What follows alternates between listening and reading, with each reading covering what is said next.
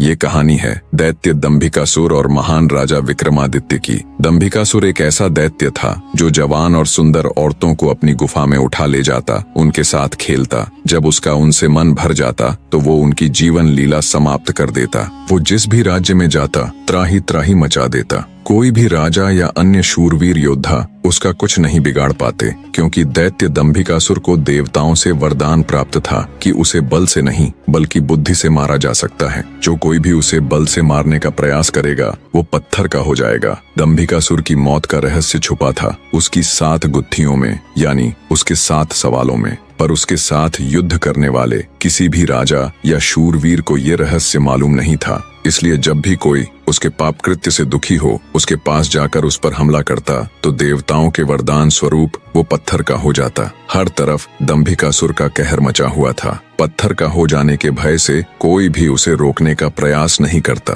पर कहते हैं ना, जब पाप का घड़ा भर जाता है तो उसके भी फूटने का समय आ ही जाता है। हर जगह अपनी मनमानी कर एक दिन दैत्य दंभिकासुर ने उज्जैन नगरी की तरफ रुख किया। उज्जैन नगरी के ऊपर उस समय महान राजा विक्रमादित्य का शासन था। महाराज विक्रमादित्य न केवल बलशाली थे बल्कि वे बहुत बुद्धिमान भी थे। उन्हें हर प्रकार के कौशल में महारत हासिल थी।